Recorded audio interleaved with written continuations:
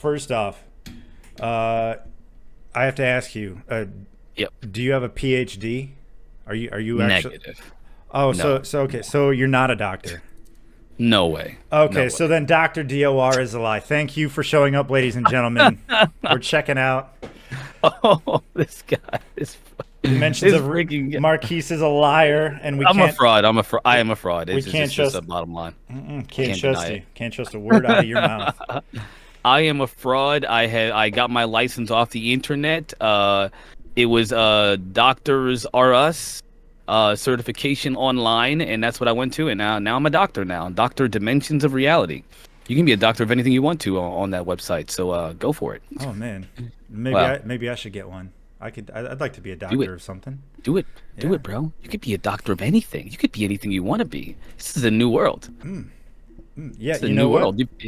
All these college kids have opened up a lot of new pathways for us. You could Oh, be for sure. of anything. For for sure. So I There we go. Yeah. So I did set out like just a rough, I don't want to call it a guide, but stuff that I wanted to Right. talk to you about. First of which were breakaway civilizations, and Yeah. that was more. I just wanted to kind of pick your brain about that because Yeah. I don't know too much about that. So this is going to be for me. It's more exploratory, really, and just kind of Yeah, man. figuring out what's out there. So, uh, like first off, I mean, is there a difference between like lost civilizations, hidden civilizations, and breakaway civilizations? I mean, Well, like in your mind. yeah, that's actually a good idea. That's a good question. So there are obviously ufology is full of conspiracy theories and different beliefs about some of the same things. So breakaway civilization was coined by Richard Dolan. If you guys don't know who Richard Dolan is, he is a, and by the way, my chat's over here, so if you see me, well, you can't see me anyway. But anyway, Richard Dolan is a ufologist and a historian, and he has extensively talked about the way that our national security apparatus works when it comes to classifying information from the public as well as from scientists, the general public, the general scientific community. That kind of gives a better picture and idea of these ideas of ufology. And the breakaway civilization is his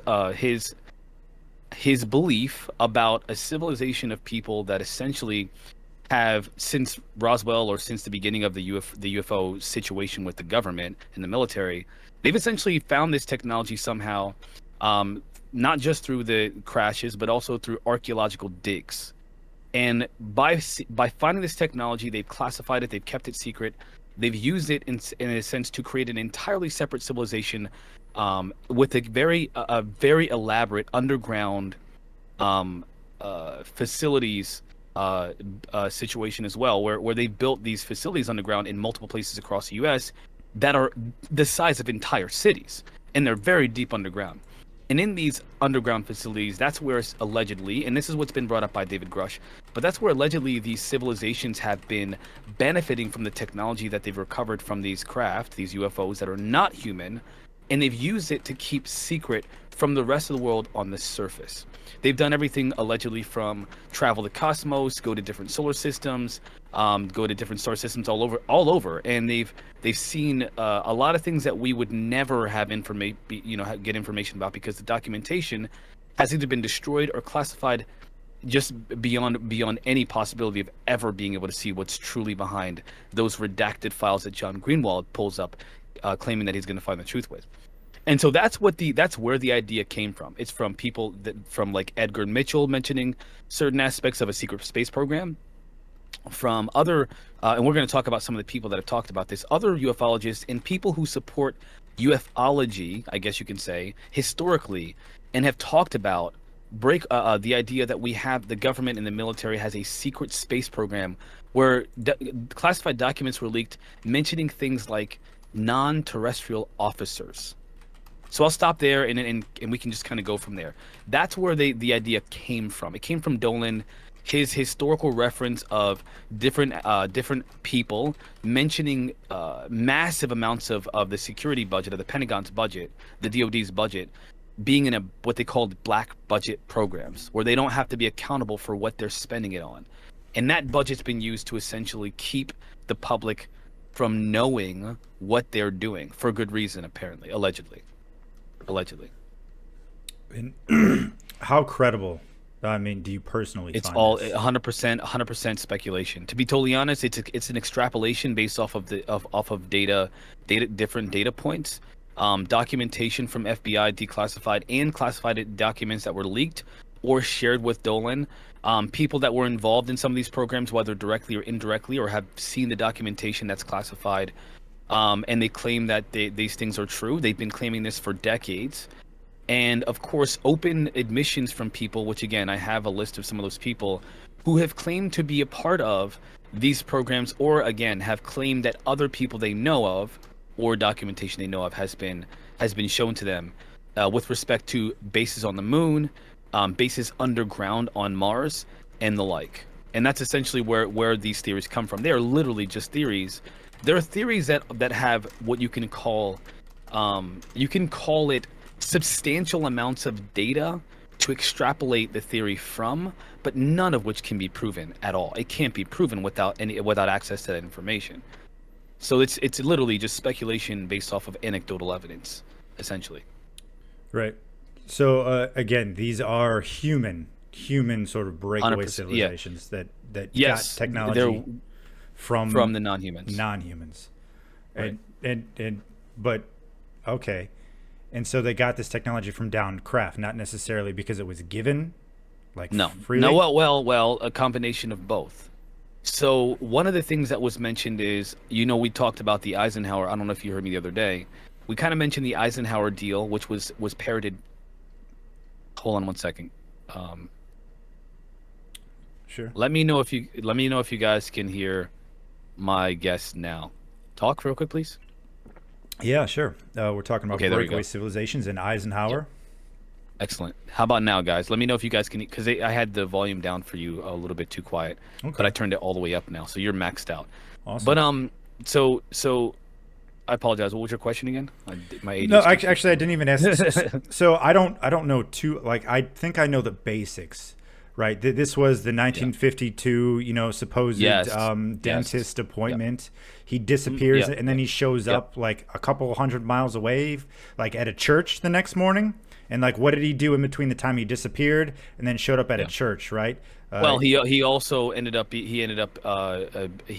was at an air force the Air Force base as well. He went to, I believe it was Holloman Air Force Base, to meet with these non-humans. I think it was Holloman. Let me Well, double check. I think that is that's the hypothesis, or that's the idea, right? Right. That's what he did. Right. But then I think because like people were trying to fill in that gap because like Right. I think the news does say like, oh, and then he showed up for Sunday services the next day. So Right. what did Right, he right. do? And then that's where people are like, oh, did he go meet with these aliens at the Air Force base and Well, craft? they didn't just like randomly speculate that. This information was parroted by people that were close to him in his administration. There's an entire video archive on Stephen, and by the way, I'm a critic of Stephen Greer in many ways. But the one thing you can't deny is his compilation of witness testimony that he's put on video for everyone to see. And if you go to Stephen Greer's his YouTube channel, there is an entire archive of video interviews with people that were involved in the administration, in the Eisenhower administration, high level officials that were going on the record. I don't know how Stephen Greer got these people to do it, but he did. That you can explicitly hear them say they know for a fact. And this is again, it's all about what you believe is a level of credibility here. These are people, these are men and women that led the country. They led the decision-making process of entire nations, and they've been telling us, and this is why I said it's essentially, yes, witness testimony, documentation, extrapolations from those data points, as well as some anecdotal evidence as well. But anyway, it's not just ufologists made it up because, oh, if he wasn't there, he must have been seeing UFO aliens. No.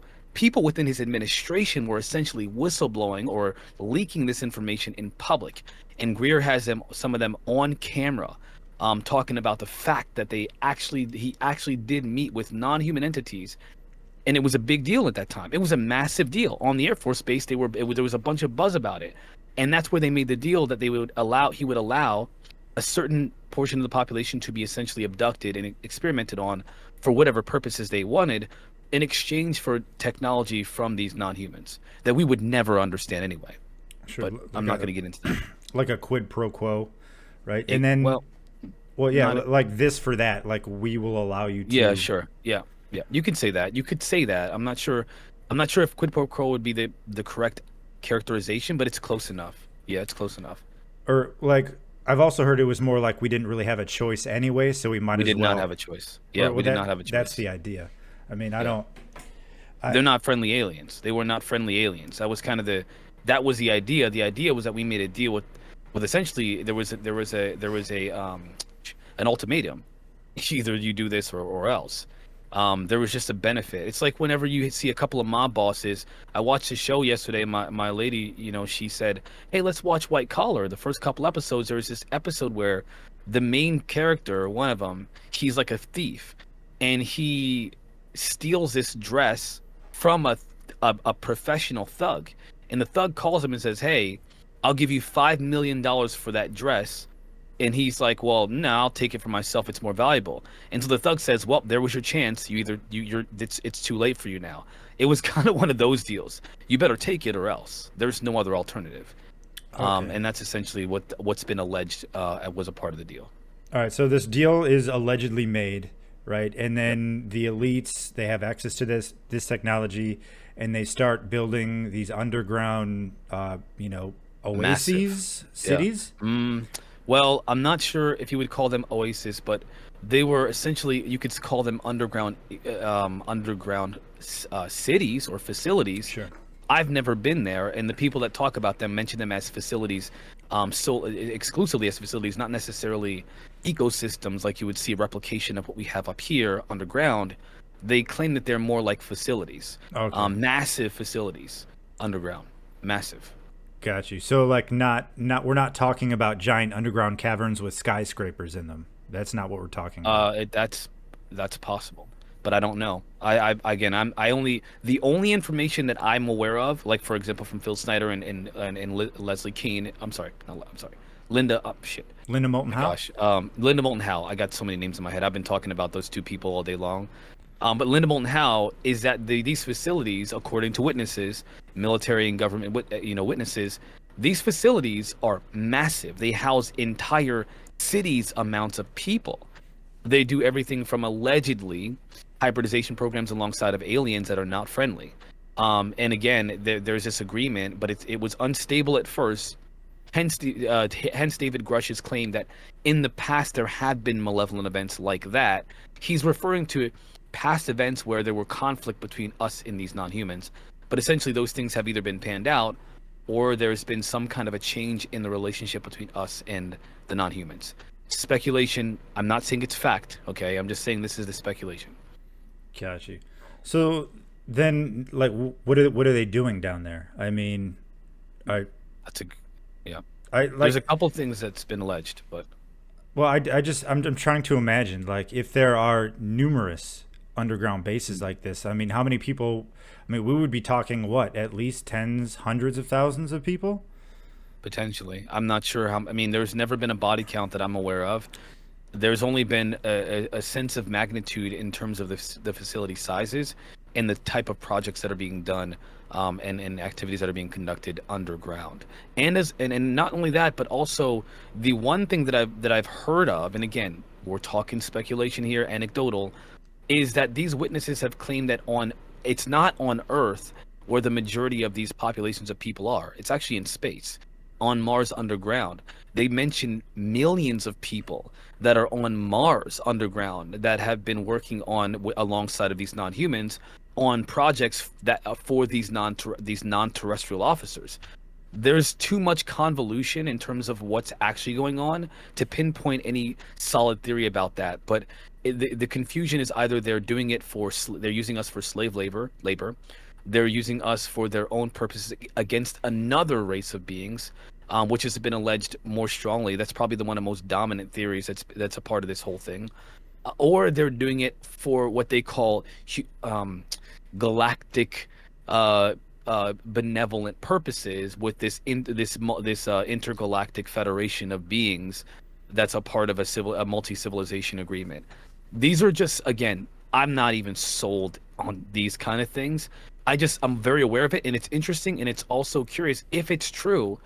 Whoa, like what? It makes perfect sense as to why these things would be kept secret, and I'll explain why that would be later on. I mean, I don't deny that it's interesting. I mean, honestly, it's fascinating. It would make a great Yeah, science fiction movie, but I can't. exactly. I mean, Yeah, it is so beyond.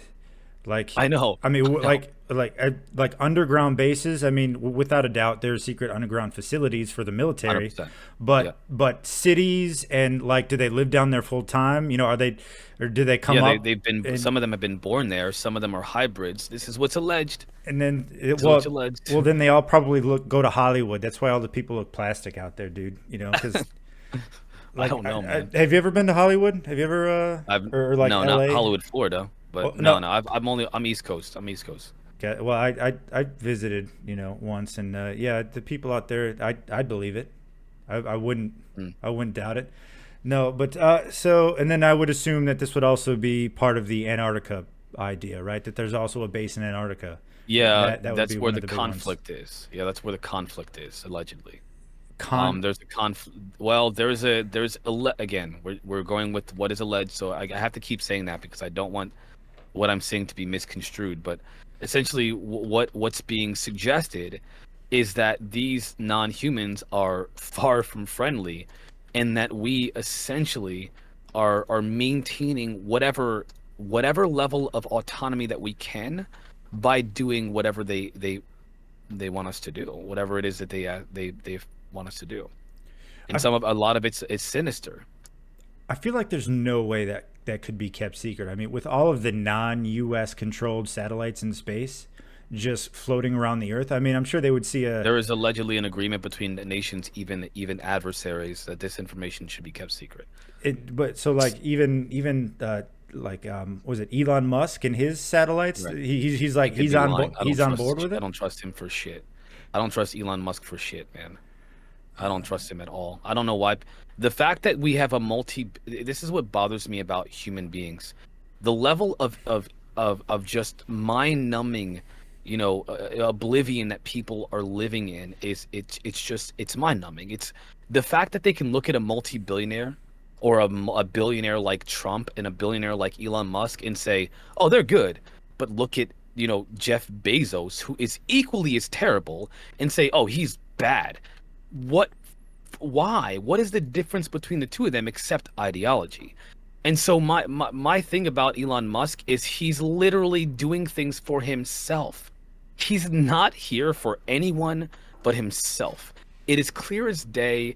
The problem is that when you have him come up, he's very clever with his wording, with his presentation, just as Trump is. They're very clever people. You can't deny it. It's hard to see past the shit that they're selling you because it seems different from what you've been sold your whole life. They're not established thinkers like Bezos or other people on the left side are. Gotcha. Okay, so just to kind of bring it back, so Yeah, to the breakaway. So this is what the breakaway civilization is, right. right? And it has nothing to do with like Atlantis or Lemuria or Well, nothing like not that. necessarily. Not necessarily. There are some overlaps, but not significantly enough to mention as a part of this conversation. Got you. Okay. And It's then never simple. If you really want to get into this stuff, it's not as simple as that. There's a lot of interconnected parts that have to be really fleshed out. But I don't think it's relevant to the conversation, although there are some overlaps. yeah, yeah. I mean, I can certainly understand, or I've seen how interconnected a lot of this stuff gets. I mean, Oh yeah, and then I think I've heard of what you were talking about earlier, how like the Mars and moon yeah. bases, that has something to do with like the secret space program where they abduct kids, Right, right. supposedly, right? Yep. This is one of the I most mean, what is it? What is it? $6 trillion? How? Let me double check the numbers on because I know I'm all going to be wrong on this one. 6 trillion Um, for the U.S.'s budget. yeah, the U.S. defense budget. So the U.S. defense Let me. budget in 2022 was like 2.3 trillion. Well, That's just for 1 year. That we're talking. There was a actually, figure that in the even since the 80 or well, well, no, no, no. I Actually, believe it. Yes, since the no, I was wrong on that. The actual defense budget was only like eight or 700 billion. yeah. The two Well, point, yeah.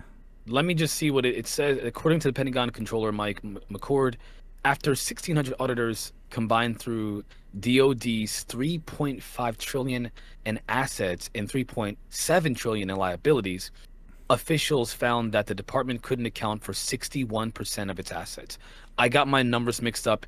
It's about 7.1 trillion dollars or 7.2 trillion dollars in total. That's a part of the defense budget. That was a part of the defense budget for that audit.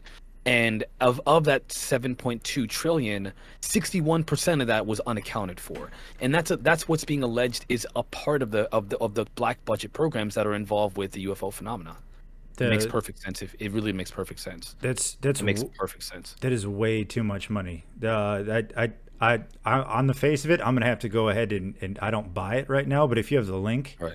and you get because let me like that amount of money just does not 61% of 7 trillion.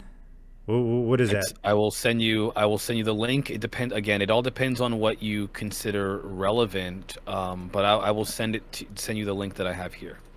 1 second. Yeah, I mean, here's one. I'm gonna send it through Discord if I can. Can I chat through here too? Yeah, you can do that. Okay, I sent the link. There's the link there. Got you. Okay, so this comes from That's the one. Military Times.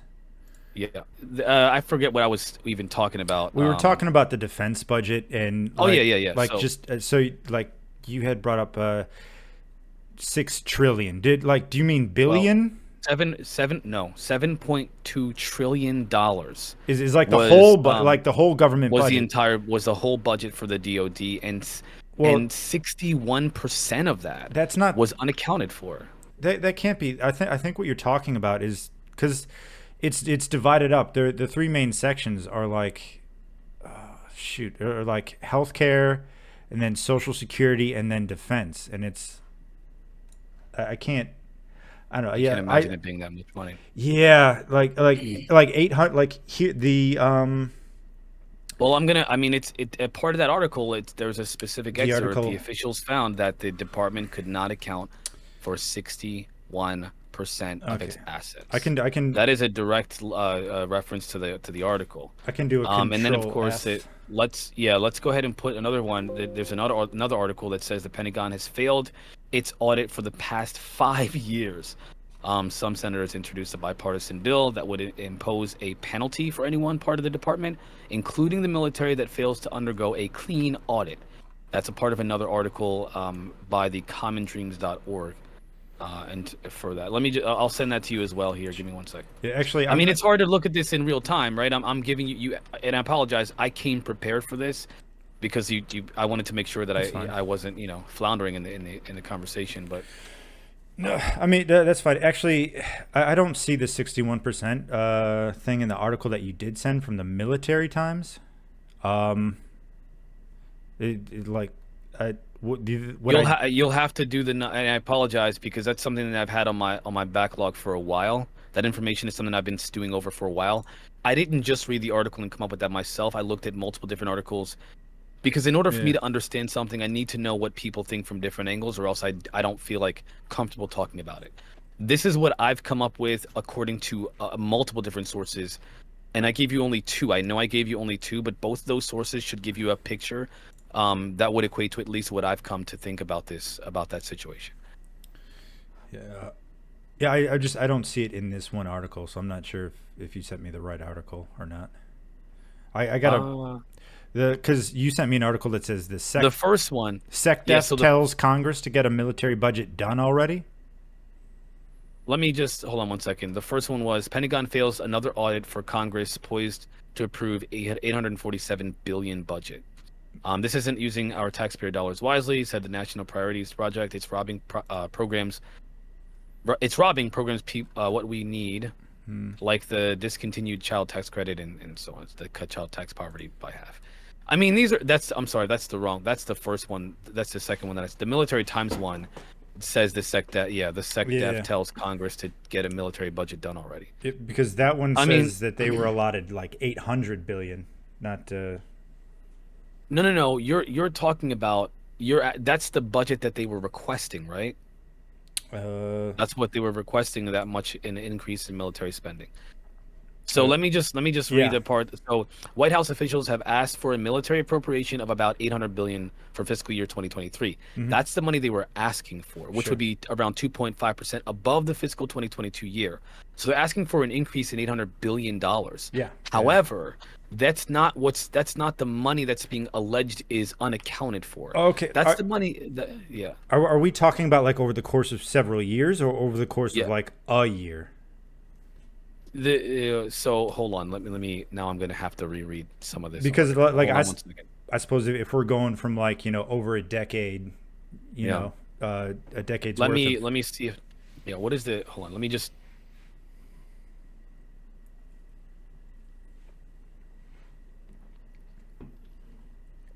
but I mean I'm looking at them talking about these two different aspects of their assets, and they equal $7.2 trillion. But let's just um hmm, mm, yeah, I'm looking at those two figures, the 3.5 trillion and the 3.7 trillion in liabilities. oh, for some Um, for some reason, assets man, and liability. I'm sorry, assets and liabilities. I'm not. Together, the asset and liability would equal. I'm gonna have to sift through this article real quick. Together, those two figures would equal $7.2 trillion. So the first figure that I mentioned, let's go to it. Hold on a second.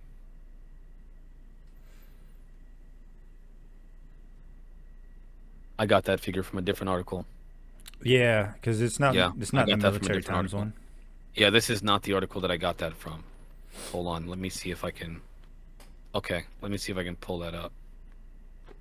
I think. Okay, I'm so sorry.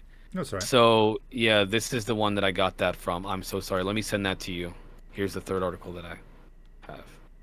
Here's the third article, and it will.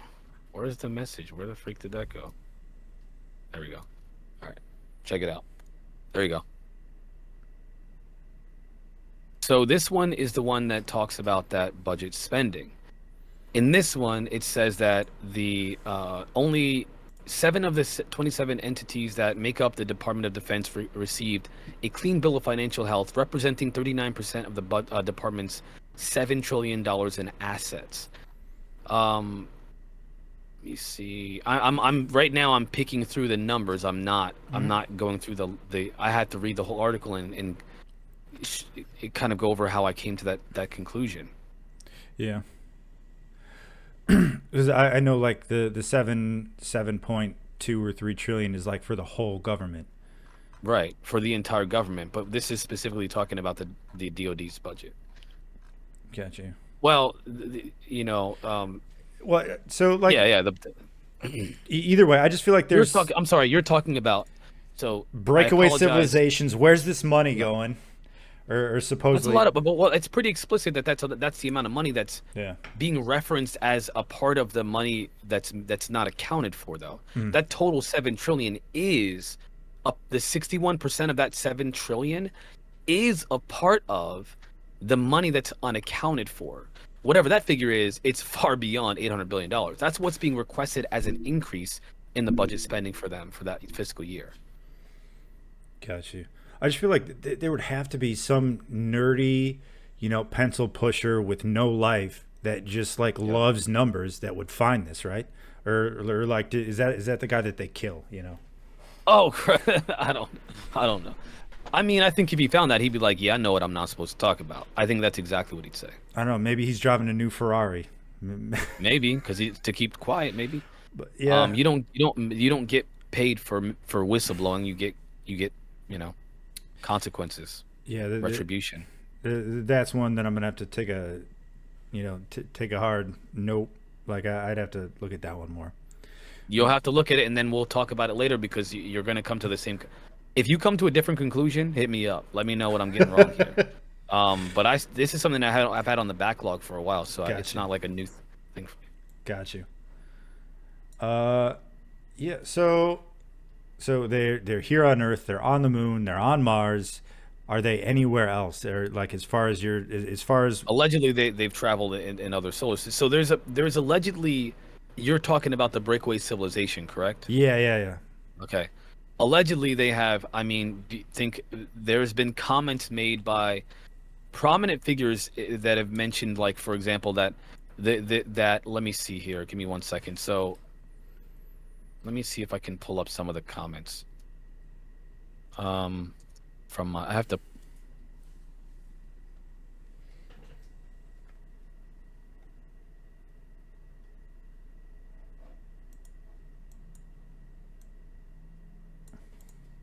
So one of the figures, and I have to find his name here in all these notes, that I have so many notes for this conversation. I have way too. I over prepared for this. No, it's no worries. Because this is like a 6 hour. I prepared for like a 6 hour freaking um multifaceted conversation here.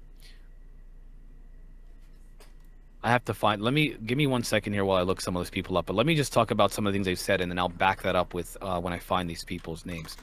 Some of the comments that were made are that there's actually, you know what? I think I have it here. There is allegedly life is teeming all over the universe, teeming with life. The only thing is that life is not. It's not. It's not aliens from other galaxies. It's beings from another dimension or another multiverse that are having battles with other beings. From what seems like from the future. This is a bizarre. This is. Listen, I'm not saying I believe this. I'm just telling you what's being alleged as a part of this secret space program and the Breakaway civilization together. Yeah, like They allege that I'm sorry, continue. they allege that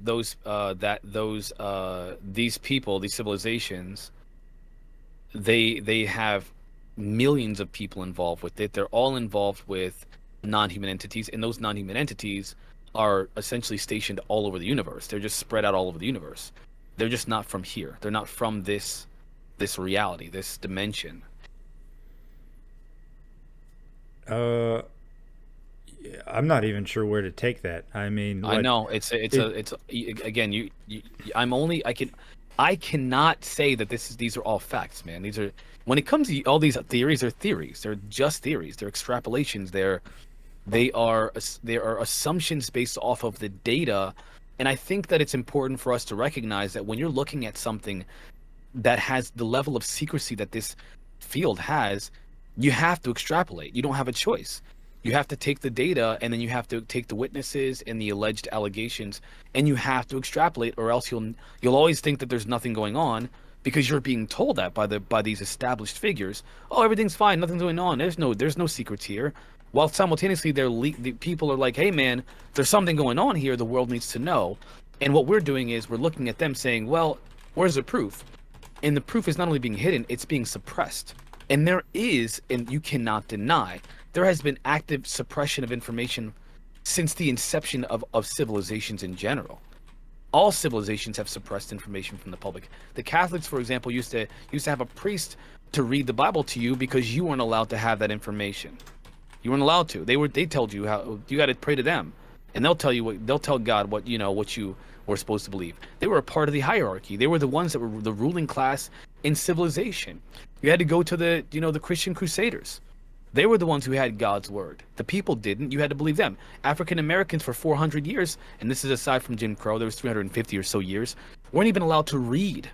They weren't even allowed to. They were considered cognitively unequal or insufficient as human beings, which made them they called three fish of a human, because they were just incapable of intellectual thought, right? And so there's always been this sense of suppression of information of common folk on every level, and to believe that it's any different now it's insane to me. It's even more powerful, that this suppression, this obfuscation of information, and the secrecy itself. It's even more elaborate because now we have technology to help suppress this information. So if you look at what's been suppressed and what's being alleged to be suppressed, you can't help but ask yourself, what the hell is going on here? So I think at least in the case of like the slaves, at least here Right. in America. I'm not going to argue that that was intentional. They kept information from those folks intentionally, but historically, otherwise, I would attribute the reliance on like priests or all those other people for their information just because of the, I would say, relatively low literacy rates. Right? They didn't have the resources that we had.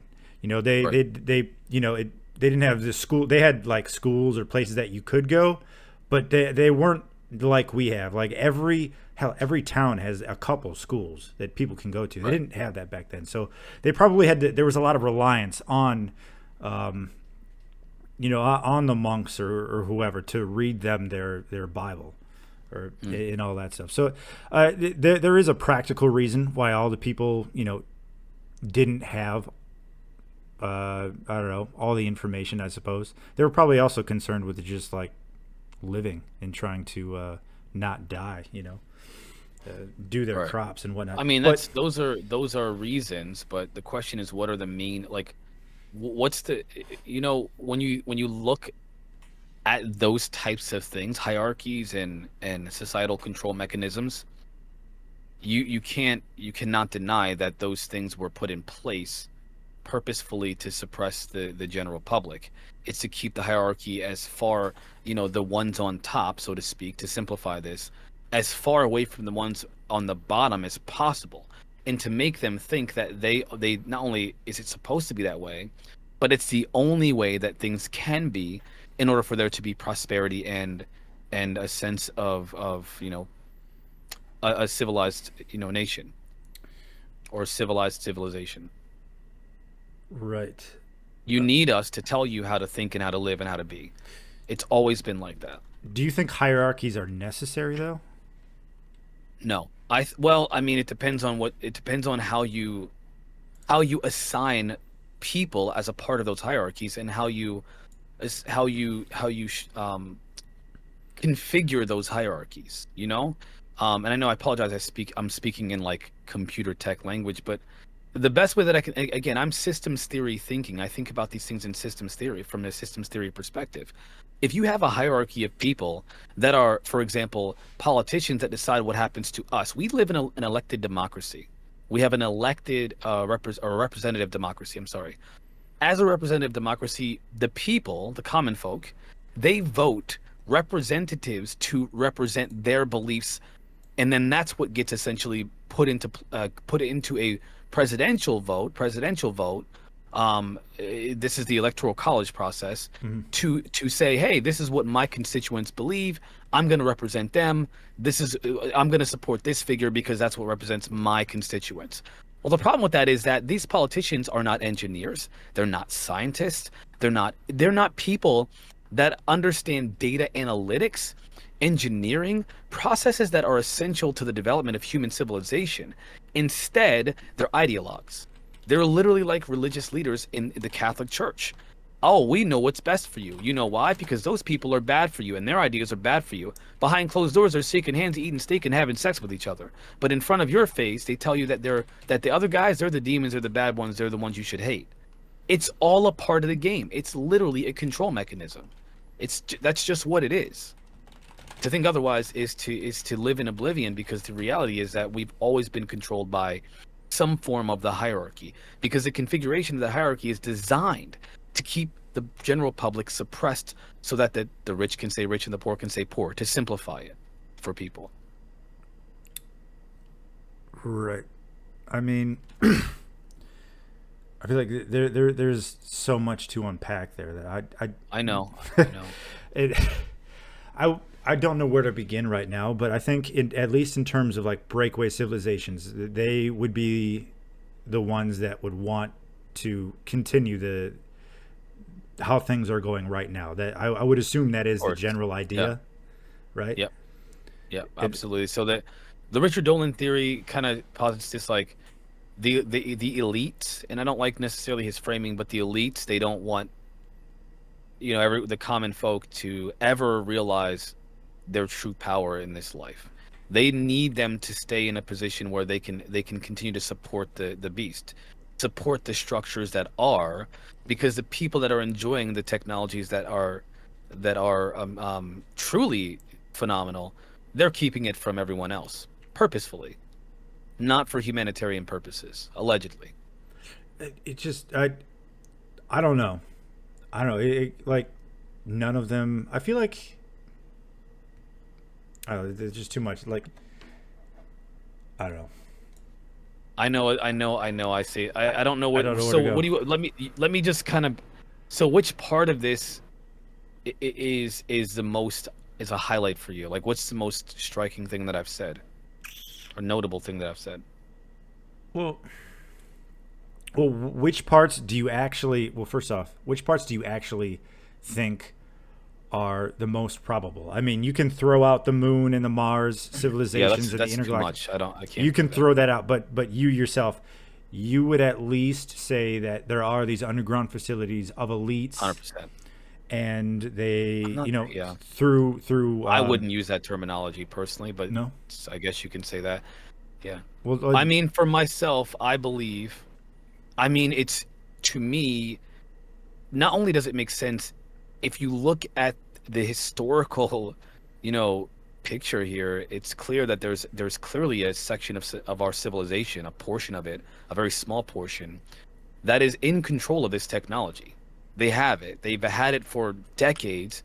They are keeping it from the general public, and I think that alongside of that as well, there's also this potential for working with these non-humans in these underground facilities. To what extent, I don't know. And this is just what I think is the most probable thing. I think it's obviously probable, not a fact, because we don't have facts about them. We don't have pictures of the facilities. We don't have people that are in that have been like, yep, you know, we verified through Congress, and Congress said it has to stay secret, and so therefore you can't know the whole truth. But this is a part of it. But that's what they're working on, and that's why I think even now it's more relevant and more valid that those kinds of ideas are possible, at least in terms of this civilization. If in any sense of the word, these groups of people are keeping and suppressing this advanced, vastly advanced technology from the rest of the world. right. Okay, so I think from here, this would be a good place to kind of move into like the second part that I wanted to talk about, which is Yeah, skepticism, and I think a good segue would be like using the topic of, or like what you were just talking about is like, yeah, can you start off by walking me through your analytic process? So you hear about, these breakaway civilizations. What does your yeah. process look like? How do you start? Where do you start? Well, I would need to, for myself, I need to know. I can't have direct knowledge of this information because I'm not in a position to do that. Hmm. And it's just like listening to an astronomer tell me about the stars, about the cosmos. I can read his material. I can understand the logic behind, constellations and solar systems and, solar, I'm sorry, solar activity. Well, I should say extrasolar, but I can't ever step foot on Mars or go on into a space capsule, fly into space and observe Earth from outside. But I believe the Earth is round because, first of all, there's evidence to prove that that's the case.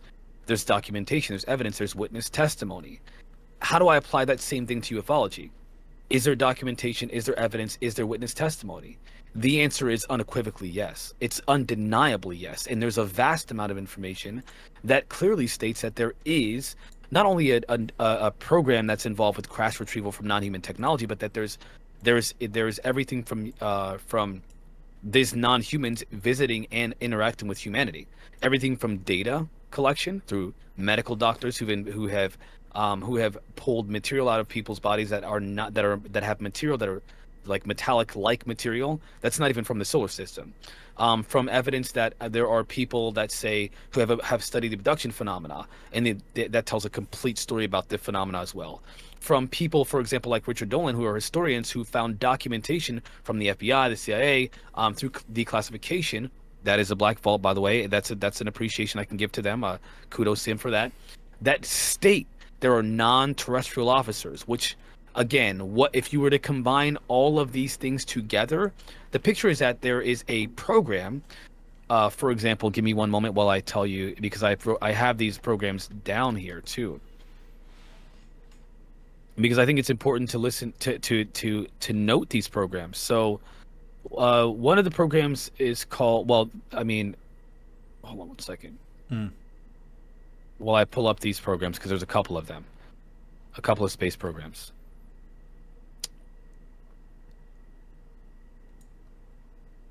I could always say them flippantly, but I want to be accurate with that. So give me one second. Yeah. Um. So Project Horizon, which was a blueprint for a lunar base, Operation Paperclip, which was the post-World War II endeavor where they brought German scientists over. There's a lot of speculation about why they did that, but they also included in those programs what's and this is a part of documentation that's been pulled, declassified documentation that talks about anti-gravitic technology or anti-gravitic propulsion systems in space flight. Technology that's not available to the public, but's been talked about since the 80s. There's Gary McKinnon, who claims to have unearthed evidence of anti-gravity, or anti-gravitic, I should say anti-gravitic, which is what Stephen Greer kind of coined, propulsion systems and portal technology, which, again, it's hard to believe because we can't see the science behind this technology. We can only hear that the technology exists. It's just not available to the public. Project Horizon in the 50s, which was a space program declassified in 2014. It involves, again, that's the military base on the balloon. You got to check out that Project Horizon. It's really interesting stuff. FDR's secret space program, which is there's an entire theory based off the secret space program that still persists to this day. It's where I got the information about the whole bases on the moon and underground on Mars. Again, I can't prove it, but these are operations. These are programs that are declassified, that are true, that talk about these initiatives. And so if you were to speculate, again, based off of hearing these declassified projects and what people claim to have been a part of, whistleblowers have come forward to be a part of, well, you got to ask yourself, is it true? Is it likely? And then there's other people, specifically with McKinnon and Gary McKinnon and Richard Dolan, who talk about these declassified projects, who were from the FBI, for example, that have been a part of just keeping this information from the public, this technology of anti-gravitic technology from the public. So when I look at these documents, I've read some of these documents. I don't understand the physics behind anti-gravitic technology, by the way. So let's not play games here. I'm not going to play games with you and pretend like I do. But if there are scientists who say they do understand it, and of course there's documentation and evidence to say that it's possible, then together, this information, if you were to study it, you would at least be curious about, well, if these things aren't going on, why is there documentation suggesting that they're trying to do it? They've been trying to do it since the 40s. Well, I mean, why wouldn't they at least explore the possibility? That doesn't mean that they accomplished that goal. They don't spend $20 million on a project. It's not a lot of money. Not a lot of money, but it's enough to. I mean, it's enough money to say that they're doing something. All right. So here's an example of, and was this in the 60s that they did this? Which one? Where does the $20 million come from? Just so comes from, that's in the 50s. That's where they took a bunch of people like psychics and demonologists and stuff like that to investigate phenomena for the defense part of the defense budget. All right, so I mean, so I think that based on inflation, that would be like over 100. That would definitely be over $100 million today, which a lot of money, man. I wouldn't say so, and because I have a very specific example. So I don't know if you've ever heard of Operation, or it was either Operation or Project Acoustic Kitty. Have you ever heard of that? No. Okay, this is one of the wilder CIA projects. Very true. Declassified. The literature on it is very small, but so early 1960s, we're in the middle of the Cold War. Spies are everywhere, and so the CIA is looking for a way to spy on Russian ambassadors or politicians and whatnot, at the embassy. I think if I remember correctly, there might have been one Russian politician who lived in a compound where there were like feral cats that just kind of walked around. And so the CIA was like, hey, what if we trained our own cat to infiltrate this compound and get close to this politician? We could spy, we could listen. And so that's what they did. They allotted $20 million in the early 60s to this Operation Project Acoustic Kitty. They surgically implanted a listening device, and they did the best they could to train this cat. And they found like the to make sure the cat wasn't distracted by things like hunger. They even altered the cat so that it wouldn't get hungry, and it would just to stand in focus. Unfortunately, they took it out for a field test to a park, and they set it down, and then it immediately ran into traffic and got hit and died. It's a cat, though. That's funny. But I put this example is just an illustration. Like, hey, let's just try it out. I mean, this is like the wild west of intel stuff. I mean, this is MK Ultra. We're dosing up Johns and watching hookers have sex with them. Dang. In LSD, the effects of LSD, right? So, I mean, I'm curious as to what's the counter to the the CIA or whoever. Whatever, maybe the Air Force looking into anti-gravitic technology. I mean, like, well, there are patents. There are literal patents as well, from multiple different people, but also there, patents that have been essentially taken from people by the CIA or by the Defense Department. I'm sorry, I'm trying to think of exactly which one of those arms of intelligence community did it. One of those arms took that information from I think it was the CIA, from plenty of people, who have things, for example, like hydrogen vehicle propulsions or hydrogen vehicle fuel systems, and things like that. We know that people have been literally killed for technologies like that. And you can say, oh, well, they just accidentally got murdered by themselves or shot themselves in the head 15 times or whatever. Some of the things that are literally out there, like, what? There's no way. Falling out of windows, for example, people that after making claims about these types of programs, these non-human entities or whatever, they die. They die mysteriously or horrifically by a car accident, getting hit by a car by accident, which, again, these are common things that have happened in history. They're obvious assassinations, which people, I don't know why we would ignore those as at least credible enough to think about why would they try to silence these people. Well, I don't know if it's verifiable. I think I know about, there was one guy that I am at least aware of who mysteriously, fell out of a window, and that was related. Was a couple, Well, I at least I only know of one, and that was related to MK. Bill Snyder. That was MK Ultra, the one that I'm aware of. As far as the hydrogen patent, the hydrogen car, I'm not aware of that. But like there are patents for time machines, and I mean, people can make patents for whatever. So I would have to see is there a patent number? Like that. That's what I would be curious about. You want to see the patents yourself? That's actually, I mean, I can get them and send them to you. Yeah, for sure. We don't have to do that now, but that is what I wanted to do. And kind of back to my first question is I wanted to kind of know what your process is like. So my process is just so obviously I get a lot of my information from reading books. That's probably one of the most. By the way, I want to say two things. 1 second. Reinhard Saxon, thank you so much. Give me 1 second. Thank you so much for that. Also, thanks for the follow, Hurricane Emily. I appreciate you. It's good to have you on the chat. Reinhard Saxon, I fixed that. I know, right? So the way that I come to my conclusions is this, all right? And this is the most difficult thing for me, because how do you share, months and months of studying this information and then coming to these conclusions in a 1 hour or 2 hour conversation? You can't.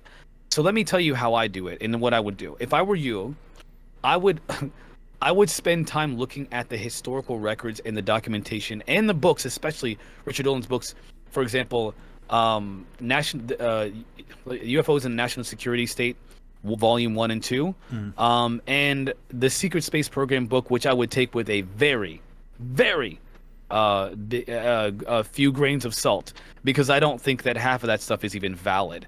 I think it's a fantastical journey through a very sci-fi-ish type of thing, but there are some kernels in there that have been echoed by other researchers, which again, you got to do. It's about doing the legwork. And if you're looking at this information from the outside, you're depending on us to tell you. We spent literally, like, we toiled over this information for months and months, and each part of it, not just like, oh, we read an article one time that said it's real. Months and months and months of this type of stuff. It is an extensive process that takes an obsession to come to these conclusions, because you're looking at patents, you're looking at documentation, you're reading books, you're listening to interviews, you're hearing about different FBI documents that have been declassified.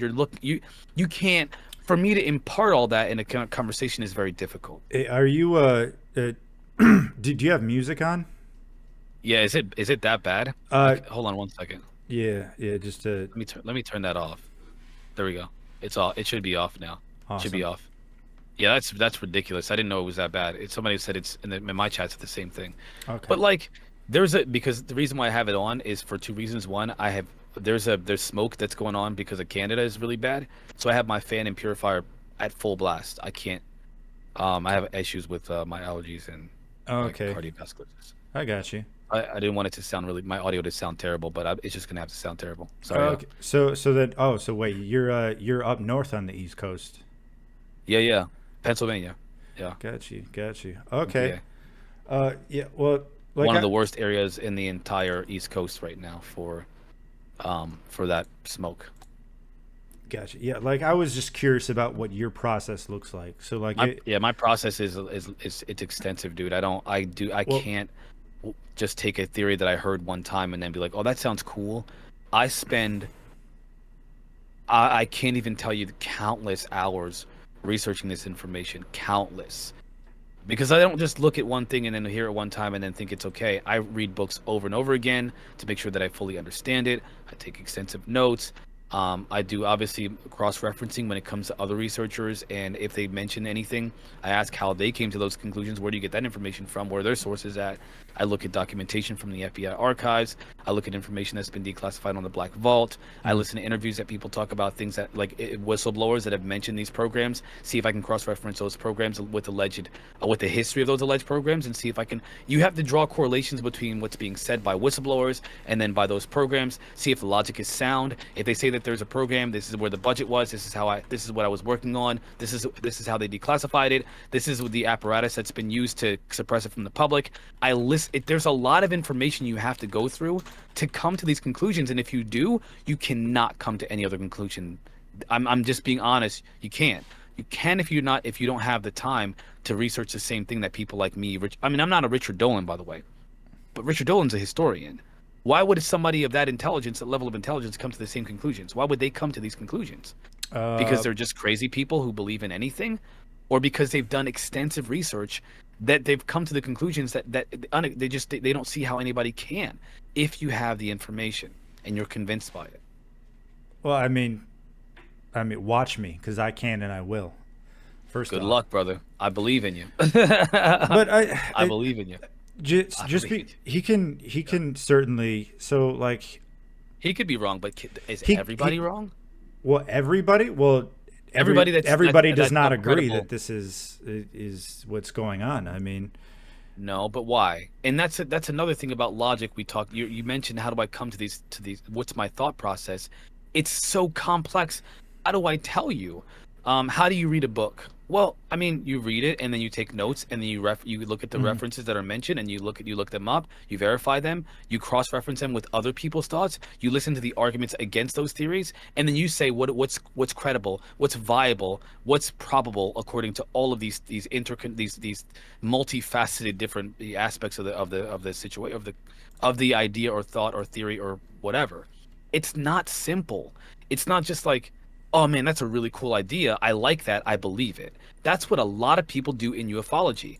But when you listen to the researchers, yes, they differ. But why do they differ? Why does Whitley Strieber, who is a prolific writer, think vastly differently than Richard Dolan? Why does Richard Dolan, who is a historian and a ufologist and has been for decades, think vastly different than Stephen Greer, who has had direct contact in interviews with people that are involved with these alleged programs? Why do their theories differ? And if you look at it, what their motivations are, and look into what they state, what they say they believe, how they present themselves, how they frame their arguments and belief systems, you can tell which one is based off of fact and data and which one is based off of emotion and belief system. It's it's not simple. It's not simple. You know, but why do I believe Richard Dolan in some ways, but think he is completely wrong on so stupidly wrong on other things? Because I know that when Richard Dolan talks about data, he's correct.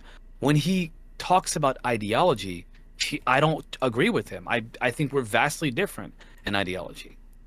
And that's how you have to think about these things. What people talk about and whether or not it's credible.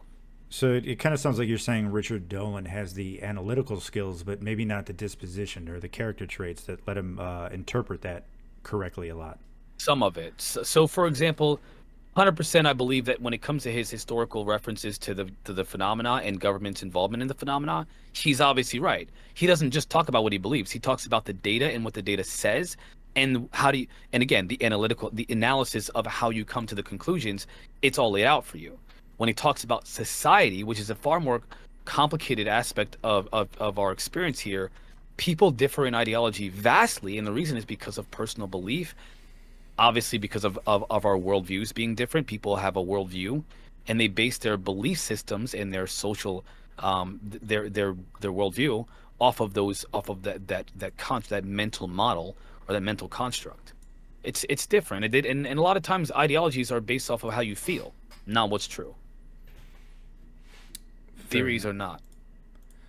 Theories or not? They shouldn't be, I should say. Theories shouldn't be that way. You shouldn't base your theories off how you feel. That's not, I don't think that's a very good way to come up with a theory. It's because I feel like this is right. That's terrible. You're going to be misled time and time again. And then, so like when NASA doesn't agree with people like, Richard Dolan or Or Stephen Edgar Greer. Mitchell or Gordon Cooper or Buzz Aldrin. Yeah, I think that there's a conflict there. And what's the conflict? The conflict is that the established figures, NASA itself, is literally either kept from, and we saw that during the NASA hearings last month. Or was it earlier this month? I'm not sure. What did they say? We don't even look at the classified information because we don't think it's necessary, even though most of the data is in the classified realm. What does that mean? It means they're ignoring the data that has most of the information about the phenomena they're Well, supposed to be investigating. well, hold That's on. exactly what that means. Well, what data exactly are they not Sensor data, using? sensor data, sensor Sensor data that's data? classified because of the type of technology being used.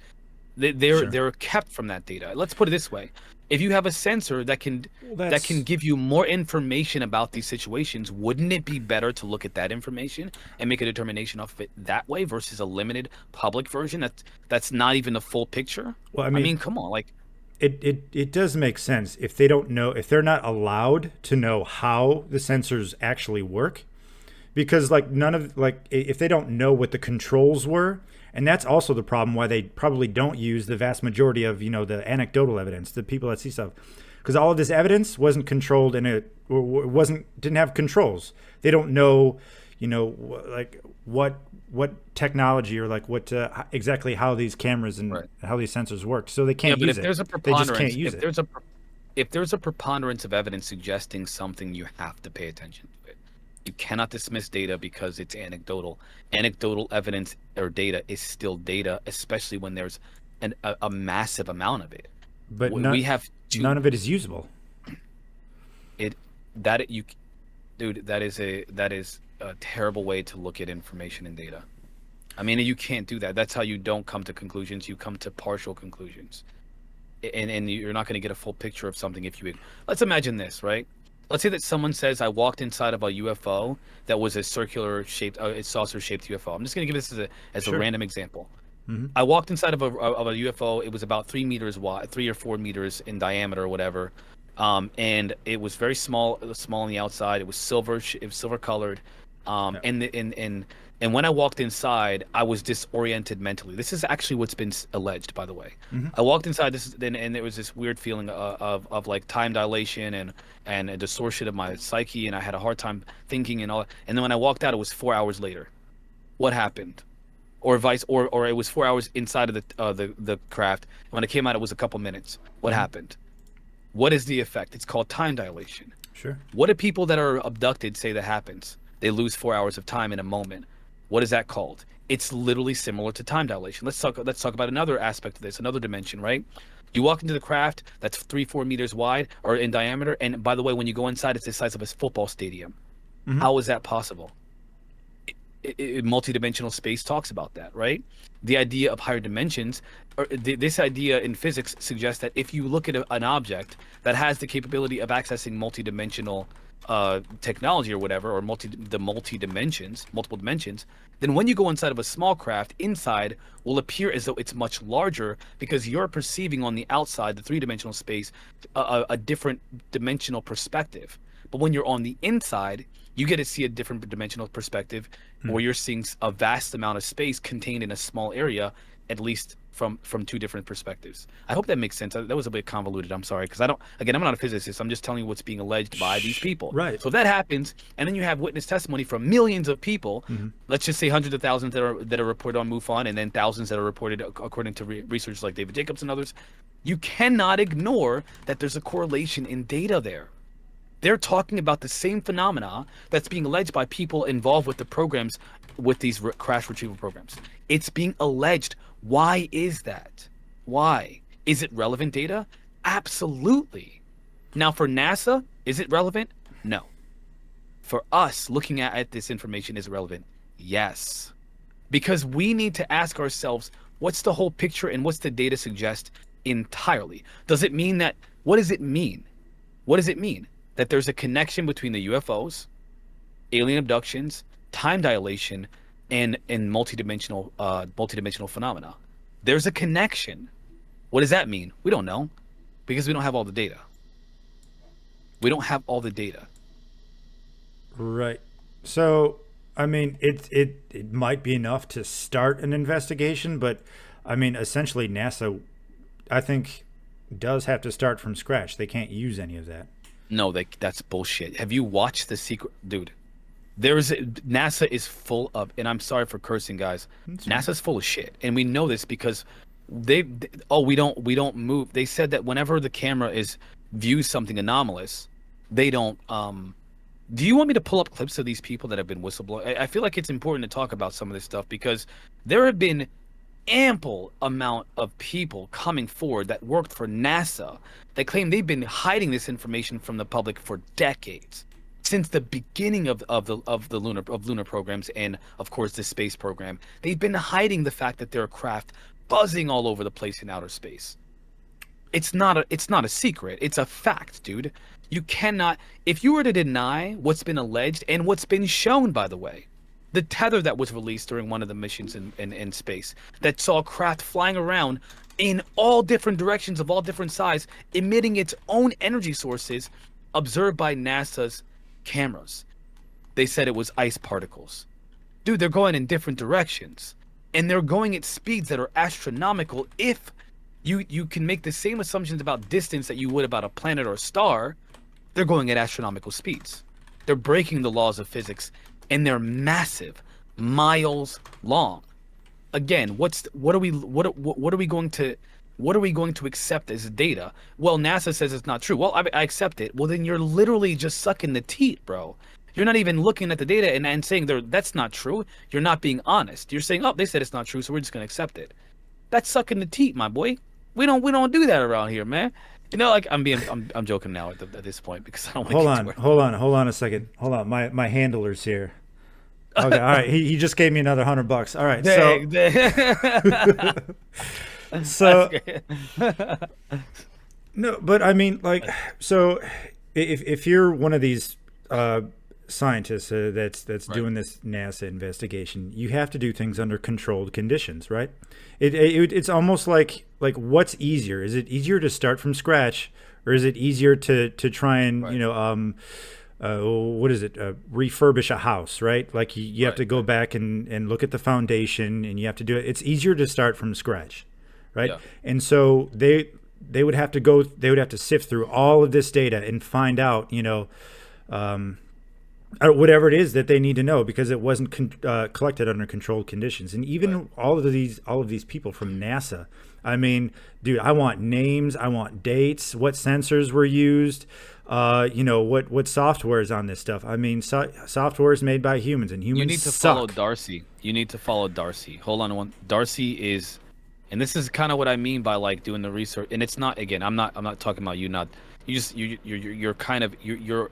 I think that you're being honest. And when you come to me and you say I'm curious about these things, and you challenge what I have to say, I think you're being honest. You're being an honest skeptic.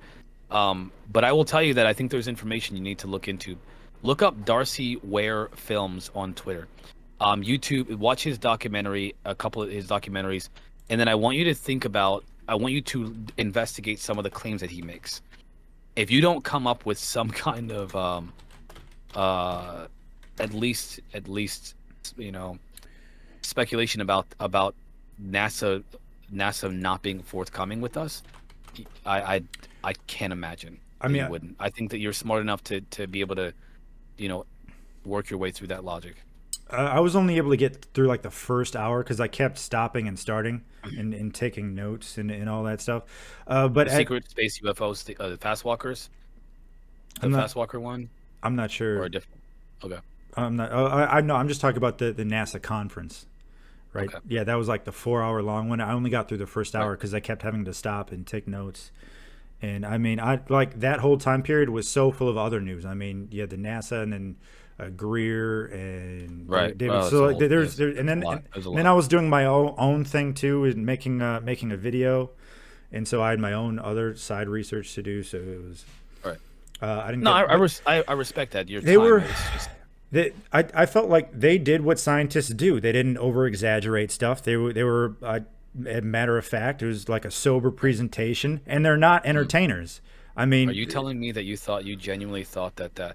I think that when you're coming from it from your perspective, of course you think that. When you're coming from anybody else's perspective that's ever been involved and even looking at this phenomenon from a credible perspective, you thought it was a complete joke. The fact that they're talking about not accessing the full data because it's irrelevant, and then Darcy Weir is they're then suggesting, and this is objectively true.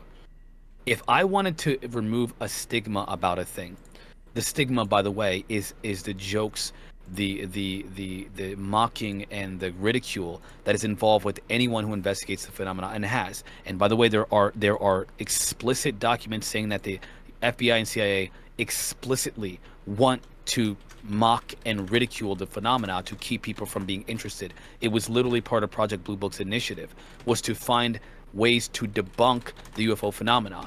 The guy, dude, if you haven't looked into it, you don't know. You do not know. If you do and you come to a different conclusion, you're not paying attention. Bottom line. If you come to a different conclusion, you're not paying attention. The initiative of Project Blue Book was to debunk. It was to debunk. That's it. That was the only objective.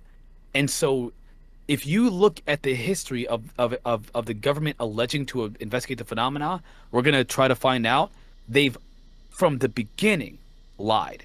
And there have been generals during Project Blue Book, by the way, in the 50s, who came out and said, I know there are non-human intelligences, they called them aliens back then, here involved with the UFO phenomena. That it is not true that there's nothing to see here. And by the way, the conclusion of Project Blue Book wasn't that there aren't aliens. It was that there's no credible evidence of extraterrestrial life, and it doesn't concern national security, and so therefore we're not interested in the phenomena. And then they go and create a new program that was kept secret from the public to continue investigating the phenomena. Why would they do that? You cannot look at that and say they're being honest with us, and you have to look at that and say, what the hell's going on here? Why tell us that there's nothing to see, there's no worry, and then go on and then hide the fact that you started a new program, several, by the way, afterwards, to continue to investigate it, all the way up to ATIP and OSAP. Lou Elizondo. We can get to Elizondo We'll get to that. That's in why a second. I don't know if you're ready to transition, but I figured it's a Well, good time because we've kind of exhausted this topic at this I point. got you. But I just feel like a lot of this lives in the space that the government has to keep secrets. I mean, they do have secret programs, and so people are just filling in the gaps. People are filling in the hey, gaps. talking about like the God of the gaps. If it must be God, right? If But we don't, it must be God. That's what you're seeing about the UFO phenomena. The problem is that there's too much evidence to suggest something is going on here. There's too much evidence. You could say that if you didn't see the evidence. You can only say that if you haven't seen the evidence. well, I Period. would. I, I've looked at some documents. I don't know if we've all looked at the same ones, but I've seen the videos, and all of them seem to have fairly benign explanations. You haven't read the books, my guy. And the thing, The I think the books? books are the most comprehensive in terms of reference points for you to actually look at and say, how do you come to these conclusions? You asked me, what is my logic? The primary source of information is from the books. That's how I started off learning about this topic. And then it led me to the Black Vault and searching in the declassified documents, and why do they not talk about the color, shape, and the size of the UFOs? Why are they hiding the information? They tell us that there are these objects that are performing in phenomenal ways that literally defy physics, but then they have Dr. Sean Kirkpatrick say the exact opposite. Well, how come in the 80s and the 70s and the 80s and the 50s they're like there's something phenomenal here, and then in 2023 they're like, there's nothing to see here. It's dude, you cannot come to a different conclusion if you look at the data. You can't. It's impossible. I'm not talking about aliens. I'm talking about that that the UFO phenomena is it's been suppressed. The reality of what that means has been suppressed. You can't come to a different conclusion. You cannot. Doesn't mean it's aliens. There's no proof to that.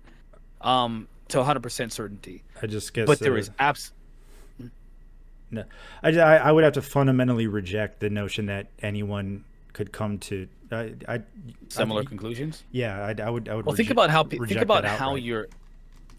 you're countering the things that I'm saying. The information that I've seen, right, is what we both go by. We both go by this. It's how anybody find. We're not psychic or omniscient.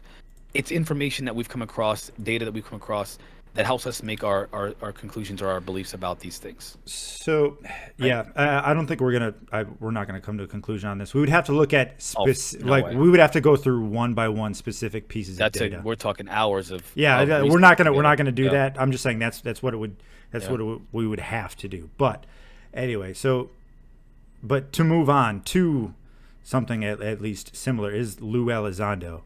And I don't know. And then I sent you that link about John Greenwald and those papers. And I heard some of the words you were saying on I think last weekend when you were hanging out with was it Random Guy? Yeah. Yeah, and you guys were kind of going through that. And so you think do you still hold the same thoughts as you did that night? Which thoughts were you referring to? Well, I mean, that Lou is an American hero. Yeah, Lou Elizondo is an American hero, 100%. I mean, maybe, but not on the UFO subject. Not on that. Why not? I don't think he's all that credible when it comes to bringing this information forward. Why? He worked directly on the program that was involved with studying the phenomena. No, there's no evidence of that whatsoever. Prove what's the evidence to your claim? Well, because I can't prove like something that didn't happen. I mean, the project ended. Well, I guess I could say the project ended in 2012. No, it ended officially, and it turned into OSAP. And there was no budget. So what? I don't. Well, no. Actually, that's not what happened. It was OSAP first, and then ATIP. Sorry, I apologize. ATIP came from like a memo from like either was it Mellon or Reed? Well, some senator had mentioned like ATIP, and then ATIP. It became ATIP from OSAP. So hold on one second. Let me actually do that. Let's turn this around a little bit because sure. I need to know why you think that Lou Elizondo isn't credible. I'm guessing you got this information from Stephen Greenstreet and of course John Greenwald, but mostly Stephen Greenstreet and John Greenwald, because those two have been viciously attacking and smearing Elizondo since the beginning of this whole thing. Not exactly. More so Greenwald. It's pretty. Dude, he literally suggested John Greenwald literally suggested that Lou Elizondo is selling information to our adversaries, selling classified information to our adversaries. He is maliciously attacking and smearing, Nope. publicly smearing him. Nope. I got the quote on it. It's literally on the. You listened to the show. I did. You listened to me go over that. I did. And Marquise, I knew you would bring this up, and I know the exact part. I took notes. And Let's go, fam. Okay. Bring the heat. all right, so he was not alleging that Elizondo. Okay, so what are you? Oh, man, I'm telling you, you have to rewatch it. You're gonna have to rewatch it, man, because that's not what he was doing. No. So what? Oh man. So Greenwald gets the FOIA request back late. Right, he should have gotten You're this. looking at the timeline. You're talking about the timeline. No. Well, yeah, I get. Well, that's kind of like why it's coming out now, right? Is because he only got this relatively recently. But he's not alleging. He is trying to characterize the DOD's thoughts at the time about Elizondo leaving subtly. Like it happened like a day. Elizondo puts in his resignation, and then he's gone the next day, right? So basically, Elizondo resigns, and then based on the nature of his work. So because based on the nature of his work, and that's where the terrorism sort of thing comes in, right? Because he probably was involved in like handling terrorist stuff and like his classified work. And so because of that possibility of dealing with terrorists and then the circumstances of his sudden resignation, that is what Greenwald is now speculating on what the DOD officials were thinking at the time, what their concerns were, and like, was there cause for alarm? And so this is evidenced by the notations that are made in that FOIA response. You see all the underlines, all the exclamation points. Yeah. So that's what Greenwald is doing. He's trying to get us into the minds of the DOD officials and what they thought might be happening. He's not alleging that Elizondo, he's not trying to build the case that Elizondo was selling secrets to anybody. Hold on one second. Because there's a couple things that I wanted to talk about with that, and I'm just getting your thought process. We're never gonna come to an agreement on a lot of these things. I think that your perspective is clear, my perspective is clear, but at least we can clear some things up and let the audience decide for themselves what they want to believe. And I think respectively, your audience is gonna think some of your audience is gonna think you're correct. Probably a fewer amount's going to think that I'm correct, especially if they're your audience. They've come to you for a reason, right? They've got your logic, and vice versa. People are going to agree with me, and maybe some people will not. But the bottom line is that we're not going to come to an agreement on this. Let's just present our perspectives and then let people decide. And then we can challenge each other on these things too. My question is this: if Elizondo lied about working on ATIP, right? By the way, ATIP is literally called Advanced Threat Identification Program. I feel like it's pretty clear in the program name, along with OSAP beforehand, and I apologize for getting those two mixed up. The OSAP beforehand, it's pretty clear in the name that those programs were involved with some kind of advanced weapons technology that is involved with aerial space, right? Again, Advanced Aerospace Threat Identification Program. If you were to look at what David Grush is claiming, and he was a part of different programs, including the NRO and other programs that are involved with observing aerospace as well, you're looking at a continuum of claims about the government and the military privately, secretly of looking at the UFO phenomena for almost 90 years. This is what's being alleged. But if both of these people are alleging the same thing and willing to put their freedom on the line as to the veracity of their claims, do you think that would at least be some level of credibility? At least they believe that what they're saying is true. And for what you're suggesting is that they're lying, specifically Elizondo. I'm not sure about Grush, or at least that they're being disingenuous with the statements that they're making. If you're alleging that, then you have to also admit that you think that them putting their freedom on the line is irrelevant, because it's probably the most relevant aspect of this conversation about Elizondo's credibility. Why would a man risk everything? He left his job that he was on for 14 years, 8 years with, I believe, with the DoD. And he did it because he believed that this information about the UFO phenomenon and stuff like that's been investigated. He believed that his claim, we needed to know. The American people needed to know about it. And then Susan Gao comes out and says he never did. That's not true. He never had any assigned role with ATIP. Again, clever wording, and that's what's been pointed out by Ross Coulthart, by the way. He never had any assigned roles. She did, and then they delete all of his emails communicating with the people that he literally files a complaint against about ATIP. So then all the evidence that he had, which by the way he says he still has that evidence, is gone from the servers. Why would you do that? Hold on. When you know they can pinpoint that information down and put you in prison for lying about it. If he's lying, he's going to prison, is he not? Hold on here. Elizondo is alleging that information was deleted from the servers? No. Oh, yes, he is. And by the way, it was deleted because Susan Gao mentioned that information. Let's pull that up. Hold on one second, Sure. because isn't that interesting? Yeah, I mean, like that. Hold on. If that information exists. Okay, this is what I mean, man. And I'm gonna say something about this in a second. Okay.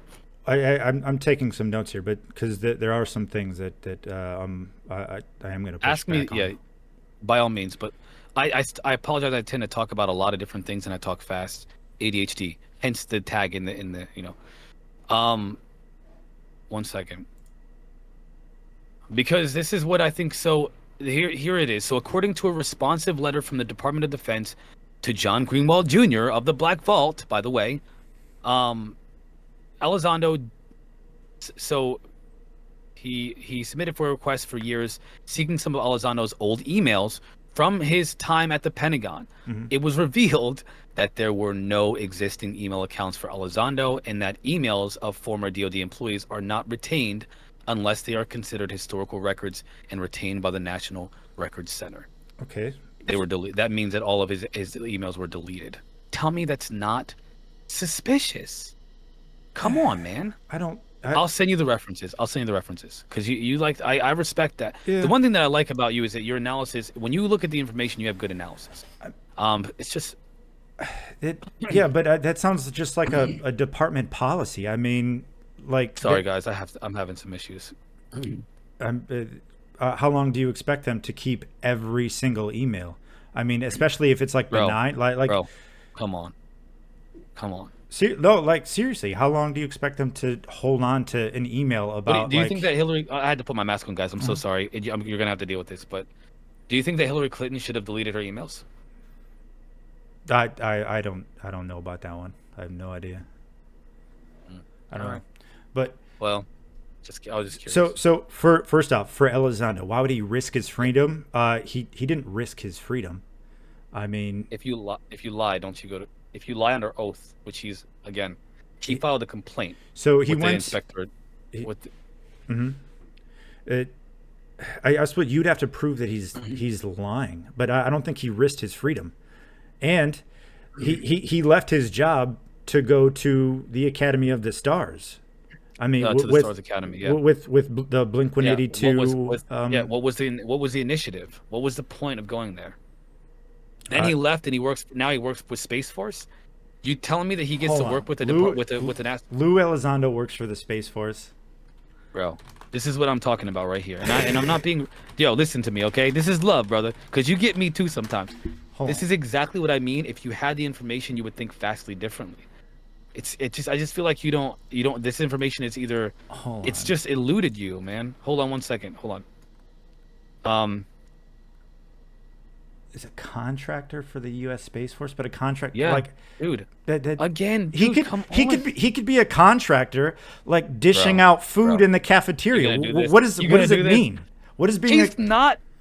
Are you kidding me? I'm not saying that's what he's doing. I'm just saying that being a contractor can be anything. I mean, he could be supplying them with like technology. That doesn't mean that. Let's find out. Like what does it mean? 1 second. Oh my gosh.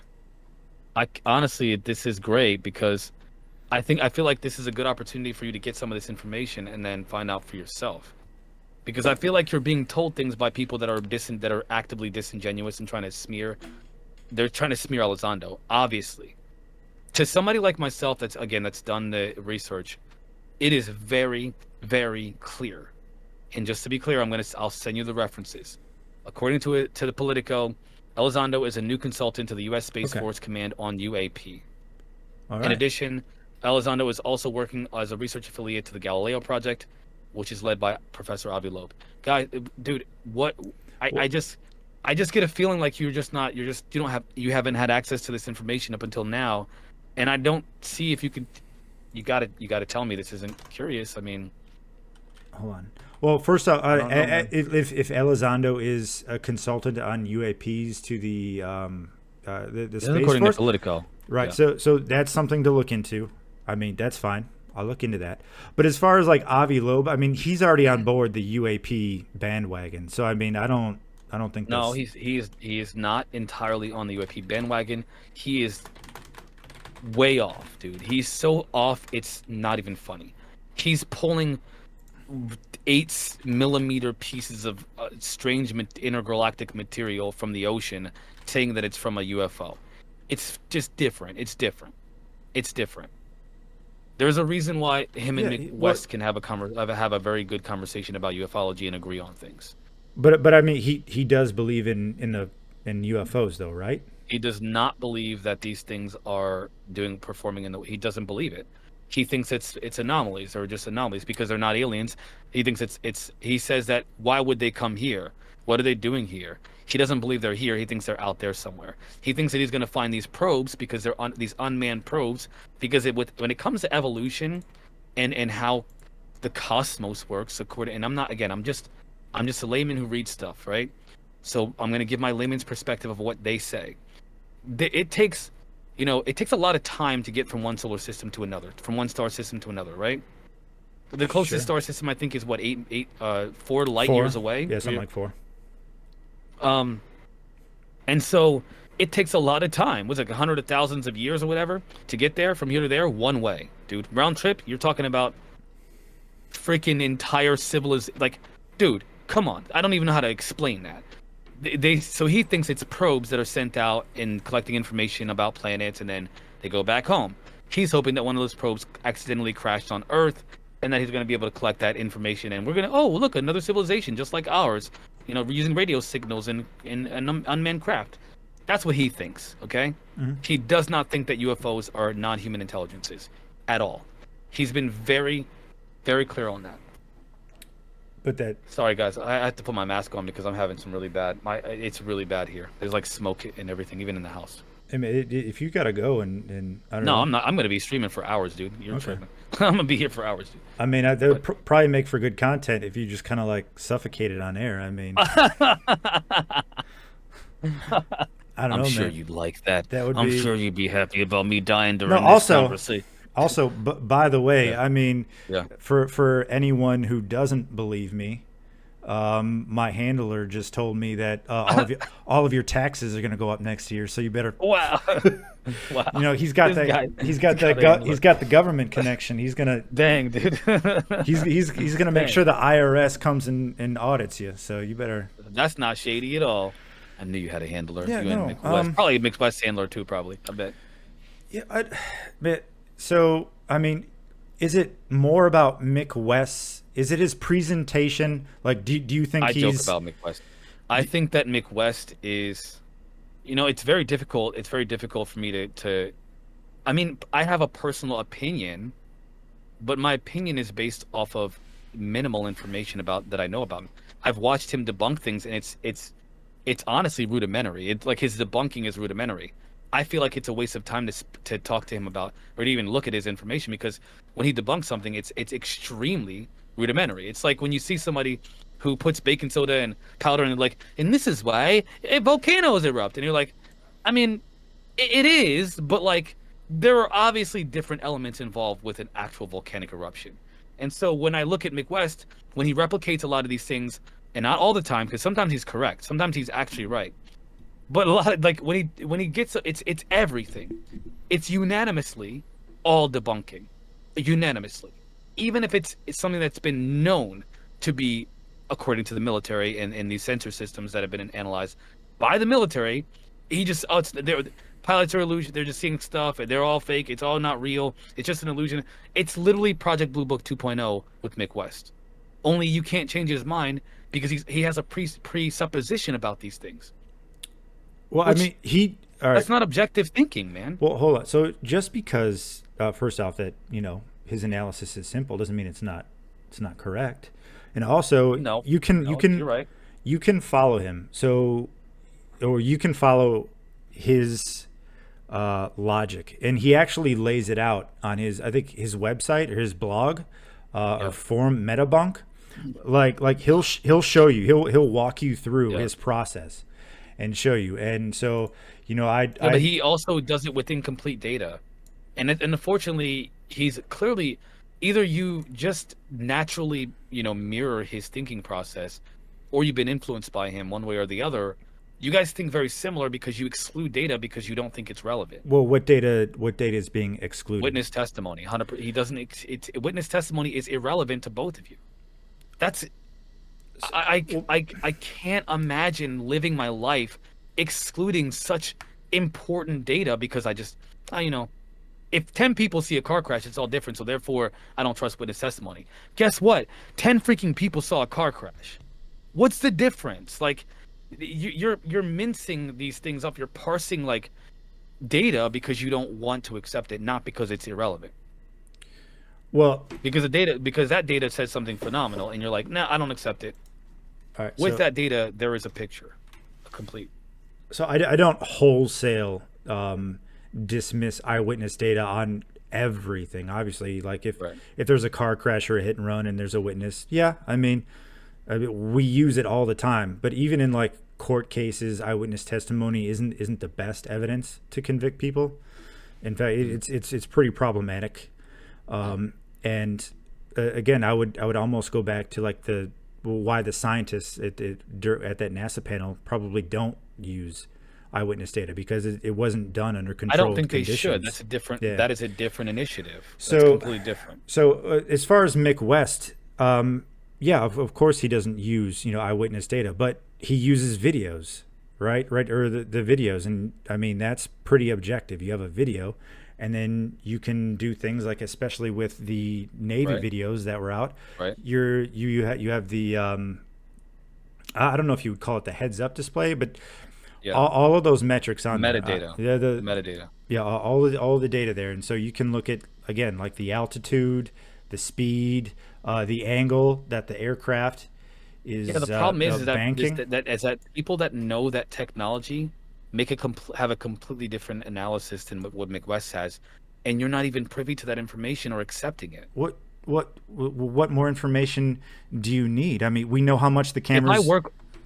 If I work on a sensor system, sure, and I have for I don't know however many years, are we talking about the cameras or a different sensor system? Because we're talking about. I thought we were talking about cameras. If you're just looking at camera data, come on, man. I mean, if you're just looking at camera data, you can come to any conclusion, I guess. But if you're looking at the data entirely, including witness testimony, it paints a full picture.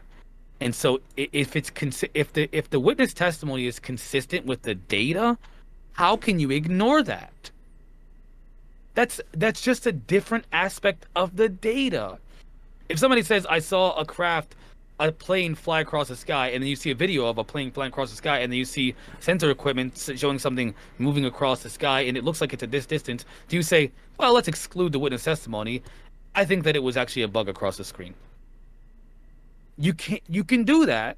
What? You can do that. No. But you'd be excluding a very important aspect, because cameras, as much as you think they are, like, why doesn't everybody capture UFO? Dude, cameras are not as great as you think they are, and that's the problem. You got a black and white grainy photo that doesn't even show what's true to life, and you have to base your analysis off the metadata and what you can perceive from the video. He's excluding the metadata that suggests that the objects are moving at the speeds, the distances, and with the maneuvers that they are. For example, the rotating object on the screen, he says, is an effect of the camera. It's an artifact. Mm-hmm. What are you talking about? Well, The people that saw it said it's rotating. it's no, no, no. Bro, He's using the data that he bro. has access to. He's not using anything else. Like he doesn't have the radar data, and so he doesn't use it because obviously he doesn't have access to it. And then what we're talking about the gimbal here because of the rotation. I mean, I feel Yeah, like he showed pretty clearly that a more plausible explanation for the rotation or the why is it more plausible? Does it mean that it's true? Is it more acceptable, more digestible? Because I will accept the word digestible, but not plausible. it's Because plausible you're using plausible as a way to say I can accept so this, but I can't accept that. let me say it's statistically far more likely, like to the point where it's probably the explanation of this gimbal with its derotation device. Yeah, That's the camera's tracking the craft, whatever it is, right. miles away, you know, and Why doesn't the ocean also rotate? because of the Why is it just the because of the derotation device inside. So like there are two parts at work here. You have the regular outside lens, and that's turning, but there are limitations to how far it can yeah, turn before it yep, has to reorientate. So what the engineers did, however they did it, they put a derotation, right? So that as this camera turns and now it has to reorient to like continue going, there's a derotation that moves the opposite way to keep the horizon level. And so that's where you get that IR glare. That's why that turns like that. bro. And why the road That's not what the witnesses say. The people that were there say the that there was. the Mick West is looking at the data outside. The people that were actually there and work on those systems tell a completely different story. again what's Why do you this believe Mick West versus the hold people that on. were working on the systems? Well, hold on. What when you say systems, are we still talking about that camera? Because if it's just the You're cam, only talking about one piece of the. yeah, Why are yeah, you well, excluding the other data? hold on. No, because we can't jump around to all right. Let's talk about the camera, but then what about this other sensor data? Let's look at one thing at a time. And is Well, that is, and I'm not trying to be rude. That would be intentionally deceptive because what you're doing is you're saying we don't need to look at the whole picture. We need to isolate one aspect of it and hyper focus on one aspect, exclude it from the other data. When you're looking at data, you cannot do that. You can't do hold that. You on. have, So like the camera. So yeah. the camera and analyzing what that shows doesn't jive with the other sensor data. No, not with McWest And analysis of that data, because McWest is only is he's again. There were multiple different sensor data that was talked about being used in that incident, as well as the other ones, by the way. And so, if you look at all of the, including what the operators of those systems said, Sean Cahill, for example, Sean Cahill has again, who was there, has a completely different analysis because he was there. And what Mick West is doing is what, and no offense, what you're doing, what's most likely based off of what I believe about reality, because I've never seen any of this stuff before, so therefore it can't be possible. Well, they're telling you it's. If I were to say black holes don't exist because we never see black holes, there isn't even one close to our solar system. But they theorize it because of mathematical equations and looking observing at things outside of our solar system, and by the way, things that are being affected by the black hole allegedly. They say, okay, based off of the effect of the black hole, there is a black hole here. You know what I'm talking about. The absorbing of matter and light is an effect of a black hole, and that's essentially how the day they look at to determine whether or not there's a black hole somewhere. And sure. they theorize that with and again, I'm not an astronomer. If you are, you can help me explain the data. This is just my layman's perspective and now a description of how they do it. If you were to say, I don't see any black hole. It's just stars flying around. It's just my light and matter just swirling around for no reason.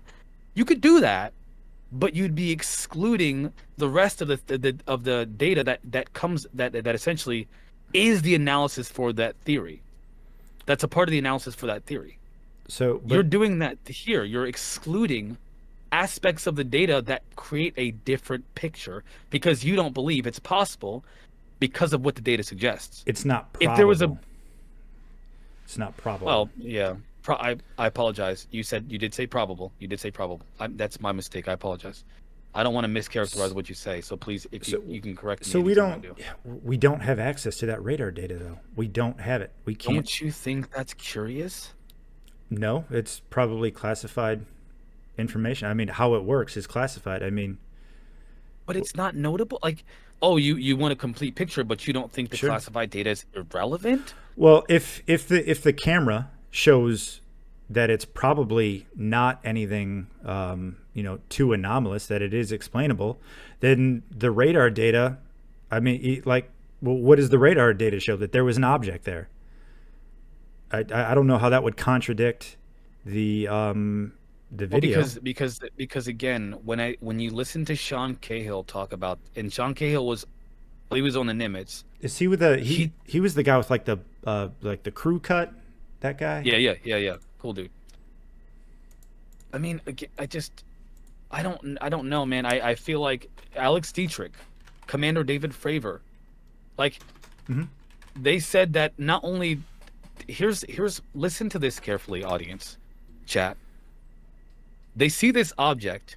They had this amazing phenomenal encounter. There's a dog and cat or a cat and mouse thing going on between Commander David Fravor while Alex Dietrich is watching this. The sensor systems are observing it as well, and they're all telling the exact same story. And yet, when Mick West looks at the camera, it's not true. Guys, what do you believe? Like, do you believe we should exclude all of that data, and then say, oh well, Mick West says that one piece of it, if you hyperfocus on it, says something different? Alex Dietrich, an outside observer, that's a third-person perspective. Commander David Fravor, first-person perspective, and then the sensor equipment and the cameras, different perspectives. Now, keep in mind, after this event happened, immediately suits show up on the ship and take the data from the servers. It's a fact. It's not a conspiracy. Oh, somebody said it happened. It is a fact. They came in, they confiscated the data, they classified it, and then released the most unconvincing aspect of the data to Mick West. Not literally. I'm being facetious. Why would they do that? Why would they do that? Because they do not want you to know what actually happened. They want to leave just enough doubt for you, specifically you, Sasquatch, to say, well, we don't have access to the data, so therefore it's not relevant. They're doing that on purpose, man. Somebody is involved with covering up these phenomena. It's obvious. I mean, you don't ever get married because your girl is gonna play the shit out of you. She's gonna break your heart, man. I'll be here for you, brother. We're gonna play some video games, talk about aliens. We're gonna eat some potato chips. I'll be here for you. Man. But that's what you're in for if you don't consider this this is relevant. So you would still disagree with the videos. You would disagree with the analysis of I would disagree with the hyper-focused exclusion of that data. Yes. The exclusion of the data that we don't have. Of the rest of the data that's classified. You're not even considering what I just mentioned as relevant. Dude, they came and confiscated off the servers. Mm-hmm. Okay. Why? I don't know. They said the people that were there, again, Fravor, Dietrich, and Cahill, it's uncommon. And by the way, there was another officer that was on the ship that said they never do stuff like that's not even common. Mm-hmm. And by the way, they did it so fast, like it's almost like they knew what was happening, and they just immediately sent someone out on the ship to collect that information, to collect that data, and then they release a portion of it, the most easily debunkable portion. Don't you think that's suspect at all? Well, hold on. They didn't release it until 2017, or it was leaked. And by the way, someone. It was probably not Elizondo. illegally. It wasn't classified information. It was not classified. That video was not classified. It was released by TTSA, and by the way, it wasn't classified. Again, John Greenwald has been smearing Elizondo since the jump, and he had to admit that information wasn't classified after the fact, after he accused Elizondo of sneaking classified information to the public. He did in that video as well. No. Dude, he said that it's, That was Why is he fixated because on Elizondo and Mellon and how they got the tape and what did they get it before? They got classified information.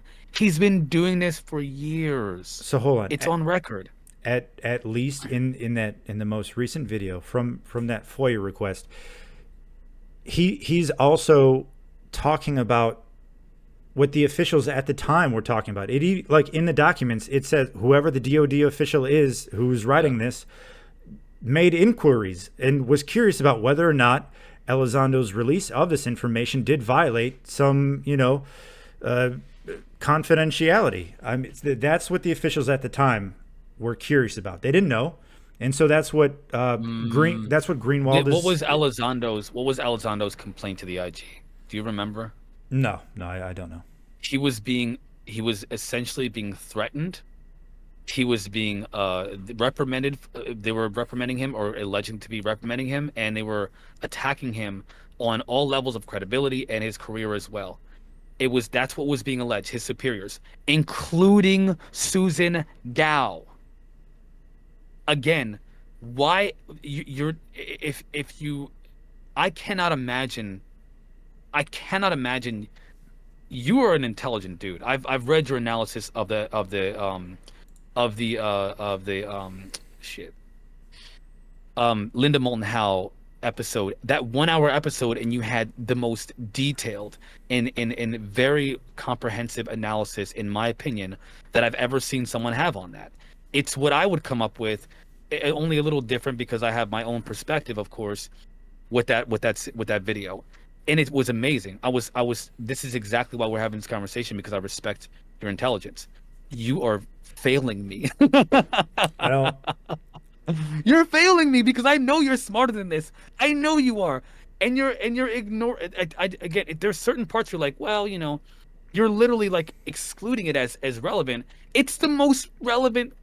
That the fact that he made a complaint against the IG, the fact that Susan Gao was a part of that complaint as well, that she was being alleged as trying to smear him, and she did. And then she had to come out after she lied and said he had we don't know who Lou Elizondo did what? Never. She came out afterwards and admitted that he did. Do you know that she had to make a second public statement admitting that Elizondo did work on the program?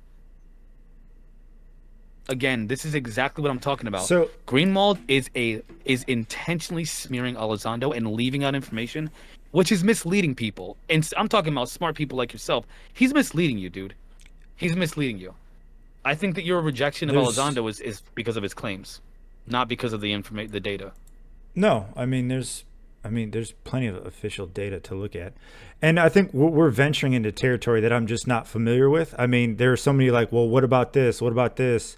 It's all relevant though. It's not. Sure. It's all part of the conversation. You do realize I'm not bringing up things that are, because keep in mind, if these things are true, they are the most relevant aspect of this problem with Elizondo and Greenwald in Green Street and Midwest. Is that there was mostly Green Street. So that Elizondo is alleging retribution. 100%. What he literally filed a complaint and left the DOD. Dude, he did this in public. Okay. He put himself out there in public as this is my stance. This is happening. It's wrong. I believe and know it's. And then Mellon backs him up. Christopher Mellon. The IG, by the way, again, accepts his complaint and looks into it and finds Elizondo. They cleared him of all wrongdoing. And Greenwald is still trying to smear him. You can't tell me that it's not suspect. All of these things are suspect. The tapes being confiscated and classified. The fact that Mick West is ignoring the data that's involved with the fact that the classified information is not being released, and the fact that the witnesses are claiming a completely different story.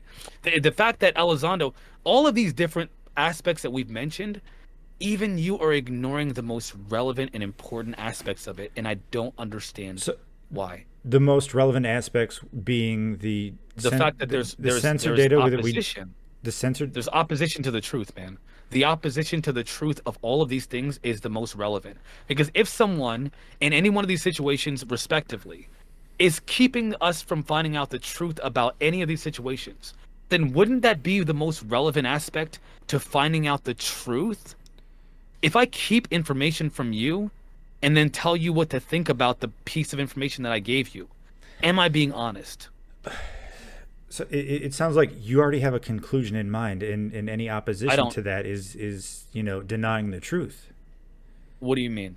Well, yeah, I don't want to. If I'm being biased here, you gotta call me out because I well, don't want to. well, like I mean, because we I were mean, I am talking about. biased with Elizondo. Yeah, because that's what we're talking about Yeah. is Elizondo and the alleged retribution, and so it's all allegedly to cover up the truth, right? That's what you would Right. say. Right. 100. Yeah. I mean, and not just to cover up the truth, and So you're because of you're there was assuming some that there people. is a truth there. Of course, isn't isn't that the entire point of the conversation is to find out Yeah. what's the truth? Is Elizondo an American hero? Or is he a spy? Is he a double agent trying to sell secrets like John Greenwald suggested, but didn't explicitly accuse him of? It's clever wording. Listen, I've dealt with, and I'm not saying that I do not think that John Greenwald is a racist. It would be stupid to think that because he's never done it or said anything that I could even conclude that from. But the logic that racists and white supremacists and those neo-Nazis use, they do this clever wordplay. They do this clever wordplay. I'm just asking questions. Here's a different perspective. I'm not saying that's true, but what if it is? I'm not saying they're doing this, but they put it out there anyway. It's clever, but it's if you have any level of analytical skills that involve references to those kinds of people, which it doesn't sound like you know about those, which is good. That means you're not involved in those kinds of thought processes. I've seen it before, dude. I've seen this clever wordplay. Was Elizondo selling secrets? I'm not saying he was. Well, then why did you say it in the first place? Well, Because you wanted to plant that idea in your listener's mind. It's influence. We have to be careful about what we say because we have influence, and John Greenwald has a lot of influence. He has to be even more responsible for his words, man. When Donald Trump got up there and said there's good people on both sides, why did people criticize him? Both sides was Nazis and people, ho- anti-Nazis. hold on, What the hold on. frick? Like that's you understand? Like it's clever wordplay. Again, he didn't. I'm sorry. What was that? Because I lost it for a second. You were saying that Greenwald was trying to say Elizondo was releasing He information. said that he was essentially selling or trying to give classified information to our adversaries. Yeah, I think He that's explicitly suggested that. Dude, I'll nope, pull it up. I'll nope. pull. You watched it. I did. How can you? I Yo, just chat. I gave you Hold on. I gave you my Chat. analysis. I No, gave it to you. no. You came up with the wrong conclusion, Nope, dude. not even in the slightest. Not even close. Hold on. He's Hold on. reading those documents that he got from the FOIA request, and he is telling you what the DOD Guys, was thinking at the if time. you have somebody that hates your if you have somebody that's an evil, you know what? I want you guys to think about what kind of person does this. And I got the clip. Give me 1 second Hold while on. I find You know, the moment, okay? I'm gonna take a bathroom break. So you just Yeah. yeah. While you do that, I'm gonna pull that clip up for the audience. And I think this is a great I'm talking to the audience now. It's a great conversation you guys need to see because